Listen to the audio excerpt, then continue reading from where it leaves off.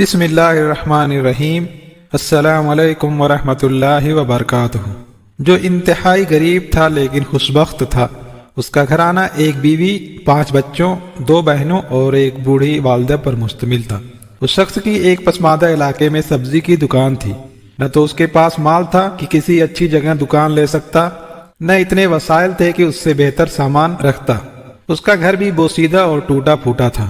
مجازی طور پر ہی اسے گھر کہا جا رہا ہے، ورنہ صرف ایک کمرہ اور چھوٹا سا صحن تھا۔ سارا گھرانہ اسی ایک کمرے میں سوتا، بلکہ کچن نہ ہونے کے باعث وہ کھانا بھی اسی کمرے میں پکاتے تھے۔ جب وہ شخص شام کو گھر لوٹتا تو اس کے ہاتھ میں سبزی، گوشت اور روٹیاں ہوتی۔ اس کے گھر والے خوش دلی اور خندہ پیشانی سے اس کا استقبال کرتے، اس کے ہاتھ سے سامان پکڑتے اور کھانا تیار کرنے میں لگ جاتے۔ ہر روز انہیں گوشت میسر نہیں آتا تھا۔ جب سیل اچھی ہوتی تو وہ گوشت خریدتے، ورنہ سبزیوں پر ہی گزارا کرتے۔ ان کے پڑوس میں اعلیٰ عدلیے کے قاضی صاحب رہائش پذیر تھے۔ وہ اس خاندان سے بہت متاثر تھے۔ یہ لوگ غربت اور تنگی کے باوجود انتہائی صابر و شاکر تھے۔ قاضی صاحب اکثر ان لوگوں کی مثال دیتے کہ میں نے زندگی میں ان سے زیادہ سعادت مند گھرانہ نہیں دیکھا۔ جب شام کو صاحب خانہ دکان سے لوٹتے ہیں تو سب گھر والے پرجوش انداز میں ان کا استقبال کرتے ہیں۔ اس موقع پر اکثر ان کے گھر سے حمد و ثنا کے کلمات کی آوازیں آتی ہیں۔ میری یہ خواہش ہوتی ہے کہ میں اس خوشنما منظر سے محفوظ ہو سکوں۔ پھر یہ لوگ کھانا تیار کرتے ہیں اور بڑے برتن میں ڈال کر سب مل کر کھاتے ہیں۔ ان کے کھانے کا اختتام بھی اللہ تعالیٰ کی حمد و ثنا اور مسنون دعاؤں پر ہوتا ہے۔ آخر میں یہ اپنے بوسیدہ لیکن صاف ستھرے بستروں پر بڑی خوشی اور قناعت کے ساتھ آرام کرتے ہیں۔ یہ کسی بڑے دنیاوی مال و متاع کی تمنا نہیں رکھتے تھے۔ ان کی صرف یہی خواہش تھی کہ صحت و عافیت کے ساتھ ان کی زندگی گزرتی رہے اور انہیں کسی انسان کا محتاج نہ ہونا پڑے۔ موسم خزاں کی ایک شام تھی۔ یہ لوگ حسب معمول اپنے سربراہ خانہ کے منتظر تھے۔ دروازے پر دستک ہوئی۔ ان لوگوں نے دروازہ کھولا تو سامنے 3-4 پولیس والے کھڑے تھے۔ ان کے ساتھ ایک ایمبولینس بھی تھی۔ پولیس والوں نے انہیں یہ افسوسناک خبر دی کہ صاحب خانہ ایک ٹریفک حادثے میں جاں بحق ہو گئے ہیں۔ ہوا کچھ یوں کہ اس شخص نے شام کے وقت اپنی دکان بند کی، پڑوس میں قصاب کی دکان سے گوشت خریدا، نانبائی سے روٹیاں لی اور سبزیوں کا تھیلا، گوشت اور روٹیاں لے کر گھر کی طرف چل پڑا۔ سڑک عبور کرتے ہوئے ایک تیز رفتار گاڑی نے اسے کچل دیا اور یہ بیچارہ موقع پر ہی جاں بحق ہو گیا۔ اس دلخراش سانحے کی وجہ سے قرب و جوار کے لوگ بھی جمع ہو گئے۔ انہوں نے متوفی کی تجہیز و تکفین کا بندوبست کیا۔ اگلے دن صبح کے وقت اس کی نماز جنازہ ادا کر کے اسے دفن کر دیا گیا۔ سارے گھر کی کفالت کا انحصار اس اکیلے شخص کی آمدنی پر تھا۔ اب سب سے بڑا مسئلہ یہ تھا کہ گھر کیسے چلایا جائے۔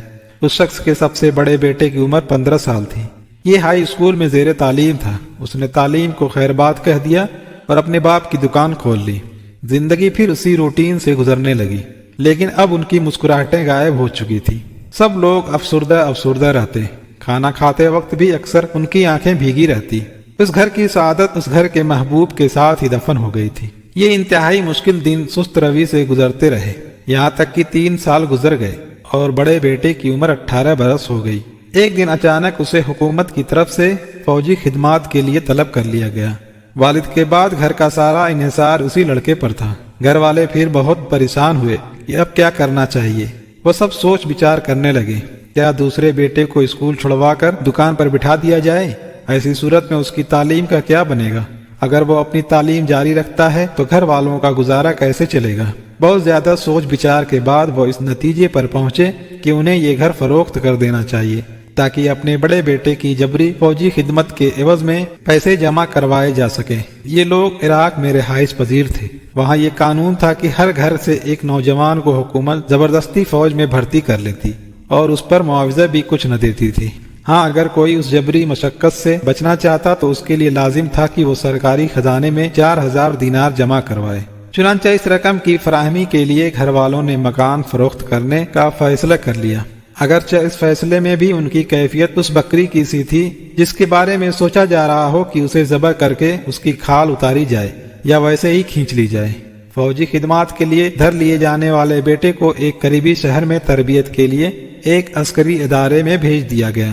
وہ بادل نخواستہ ہی ادھر آیا تھا۔ اسلحے کی تربیت میں اس کا دل بالکل نہیں لگتا تھا۔ انسٹرکٹر بولتے رہتے مگر یہ اپنے خیالوں میں گم رہتا۔ اس کے ذہن میں اپنے گھریلو حالات گھومتے رہتے۔ اساتذہ نے کئی مرتبہ اس کی توجہ دلائی، وارننگ دی، لیکن اس کا جسم تو یہاں تھا، ذہن کہیں اور اٹکا ہوا تھا۔ ایک دن استاد نے اسے بٹھا کر اس کا اصل مسئلہ پوچھا تو اس نے جواب میں اپنی ساری بپتا کہہ سنائی۔ اب استاد نے اصرار کرنا چھوڑ دیا اور اس کا مسئلہ اپنے آفیسر کے سامنے پیش کیا۔ آفیسر نے اس کے مسئلے کا کوئی حل نکالنے کے بجائے اس کی ڈیوٹی کچن میں لگا دی۔ اب وہ یہاں برتن دھوتا، گوشت کاٹتا، آگ جلاتا اور کھانا تقسیم کرتا۔ سب و روز اس کی یہی مصروفیات تھی۔ ادھر اس کی ماں کی بھی یہی کیفیت تھی۔ وہ بظاہر تو چلتی پھرتی، کھاتی پیتی اور سوتی جاگتی تھی، لیکن اس کا ذہن کسی اور ہی دنیا میں گم رہتا تھا۔ اس نے اپنے گھر کی رجسٹری گروی رکھ کر ایک پراپرٹی ڈیلر سے کچھ رقم گھریلو اخراجات کے لیے ادھار لی اور اپنا مکان فروخت ہونے کے لیے لگا دیا۔ مختلف خریدار ان کا مکان دیکھنے کے لیے آتے رہتے۔ آخر 20 دن کے بعد ان کا مکان 4000 دینار میں فروخت ہو گیا۔ پھر مزید 9 دن کاغذی کارروائی میں لگ گئے۔ صرف 1 دن باقی بچا تھا۔ ان کے ہاں یہ ضابطہ تھا کہ 30 دن کے اندر اندر اس جبری فوجی خدمت کے عوض میں 4000 دینار جمع کروائے جا سکتے تھے۔ 30 دن گزرنے کے بعد یہ معاوضہ بھی قبول نہیں کیا جاتا تھا۔ اس خاتون نے یہ معاوضہ جمع کروانے کے لیے اس شہر جانا تھا جس میں اس کا بیٹا تھا۔ یہ شہر 240 کلومیٹر کے فاصلے پر تھا۔ جب وہ بس اسٹاپ پر پہنچی تو اس شہر جانے کے لیے اس کے علاوہ کوئی اور مسافر نہیں تھا۔ اس نے کافی دیر تک سواریوں کا انتظار کیا، لیکن کسی کو آنا نہ تھا نہ آیا۔ وہ ہر پل انگاروں پر لوٹ رہی تھی۔ اس کے سارے خاندان کی زندگی اور ناموس داؤ پر لگی ہوئی تھی۔ اس نے بس والے سے کہا، تم گاڑی لے کر چلو، میں ساری بس کا کرایہ ادا کر دوں گی۔ ڈرائیور اس اکیلی خاتون کو لے کر چل پڑا۔ راستے میں باتوں باتوں میں اس نے سادہ لوح خاتون سے یہ معلوم کر لیا کہ اس کے پاس 4000 درہم ہے۔ ڈرائیور کی نیت بدل گئی۔ راستے میں ایک ویران جگہ پر جا کر ڈرائیور نے گاڑی کھڑی کر لی اور خنجر کی نوک پر اس خاتون سے نیچے اترنے کے لیے کہا۔ اس نے خاتون پر پے در پے وار کیے اور اسے نیم مردہ حالت میں چھوڑ کر چلا گیا۔ اس نے خاتون کا بیگ اپنے قبضے میں لے لیا۔ پھر وہ واپس آنے کے بجائے اسی شہر کی طرف روانہ ہو گیا جدھر جا رہا تھا، تاکہ شک کی کوئی گنجائش نہ رہے۔ وہ گاڑی لے کر بس اسٹینڈ پر پہنچ گیا۔ اس کے ساتھیوں نے سمجھا شاید اس بس میں آنے والی سواریاں راستے میں اتر گئی ہوں۔ ایسا ہوتا رہتا تھا، اس لیے یہ کوئی تعجب کی بات نہیں تھی۔ واپسی پر ڈرائیور اسی راستے سے گزرا۔ جب وہ اس جگہ کے قریب پہنچا جہاں اس نے جرم کا ارتکاب کیا تھا، اس کے دل میں خیال آیا کہ ایک مرتبہ اس عورت کی لاش پر نظر ڈال لوں۔ اس نے مسافروں سے بہانہ لگایا، میں قضائے حاجت کے لیے جانا چاہتا ہوں، چند منٹ بعد واپس آتا ہوں۔ وہ اس وادی کی طرف گیا۔ اسے کراہنے کی ایک نہیب سی آواز سنائی دی۔ یہ دیکھ کر وہ غصے سے کہنے لگا، اے ملعون عورت، تم ابھی تک زندہ ہو؟ پھر وہ ایک بڑے پتھر کی طرف جھکا تاکہ اس کے ذریعے اس خاتون کا سر کچل دے۔ جب اس نے پتھر اٹھایا تو پتھر کے نیچے سے ایک زہریلے سانپ نے اسے ڈس لیا۔ اس کے منہ سے ایک دل خراش چیخ نکلی اور اس نے تڑپنا شروع کر دیا۔ مسافر اس کی آواز سن کر بھاگے بھاگے وہاں آئے۔ انہیں دیکھ کر بڑا تعجب ہوا کہ وہاں ایک جاں بلب خاتون بھی تھی۔ خاتون صرف اتنا ہی کہہ سکی، اس ڈرائیور سے میرا سامان واپس لو۔ وہ ڈرائیور اس پوزیشن میں نہیں تھا کہ زیادہ مزاحمت کر سکتا۔ اس نے بتا دیا کہ اس خاتون کا بیگ میں نے گاڑی میں فلاں جگہ پر چھپایا ہوا ہے۔ وہ بیگ وصول کر کے خاتون کے حوالے کر دیا گیا۔ پھر مسافروں نے دوسری طرف سے آنے والی ایک بس کو روکا جو اسی شہر کو جا رہی تھی جہاں خاتون جانا چاہتی تھی۔ انہوں نے اس گاڑی کے ڈرائیور سے درخواست کی کہ اس خاتون اور ڈرائیور کو اسپتال پہنچا دے۔ ڈرائیور خوشدلی سے اس کام کے لیے آمادہ ہو گیا۔ وہ مجرم ڈرائیور تو جسم میں زہر پھیلنے کی وجہ سے راستے میں ہی دم توڑ گیا۔ اس خاتون کو البتہ اسپتال پہنچا دیا گیا۔ خبر ملنے پر پولیس والے بھی پہنچ گئے۔ عورت مسلسل بے ہوش تھی۔ اس کے سامان میں پولیس والوں کو اس خاتون کے بیٹے کا ایڈریس مل گیا۔ پولیس نے بیٹے کو خبر دی، وہ بھی فوراً اسپتال پہنچ گیا۔ ڈاکٹر اس خاتون کو ہوش میں لانے کی سرتوڑ کوشش کر رہے تھے، کیونکہ زیادہ دیر بے ہوش رہنا اس کے لیے جان لیوا ہو سکتا تھا۔ اگلے دن اسے ہوش آیا۔ اس نے ہلکی سی آنکھیں کھولی، بیٹے پر نظر پڑی تو ماں کا چہرہ خوشی سے کھل اٹھا۔ اس نے اپنے بیٹے سے صرف اتنا کہا، بیٹا میں رقم لے آئی ہوں، جبری فوجی خدمات کا معاوضہ ادا کر کے فوری رخصت حاصل کر لو۔ پھر اس پر غنودگی سی طاری ہو گئی۔ لڑکے نے وہ رقم جمع کروا دی اور اسے اجازت مل گئی۔ اس خاتون کی حالت آہستہ آہستہ سنبھلنے لگی۔ ایک دن آیا کہ وہ اسپتال سے مکمل صحت یاب ہو کر فارغ ہو گئی۔ اس واقعے کی شہرت ہر طرف پھیل گئی۔ اس واقعے میں اللہ تعالیٰ کی قدرت کے کئی مظاہر تھے۔ ڈرائیور پہلی مرتبہ اسے نیم مردہ حالت میں چھوڑ گیا۔ واپسی پر اگر ڈرائیور وہاں نہ رکتا تو شاید کسی کو اس خاتون کے بارے میں بالکل پتہ نہ چلتا، کیونکہ اس وادی کی طرف کوئی جاتا ہی نہ تھا۔ زہریلے اور موذی جانوروں کی وجہ سے چرواہے بھی ادھر کا رخ نہیں کرتے تھے۔ اس عورت کی آواز اتنی نحیف تھی کہ کسی کو سنائی نہ دیتی۔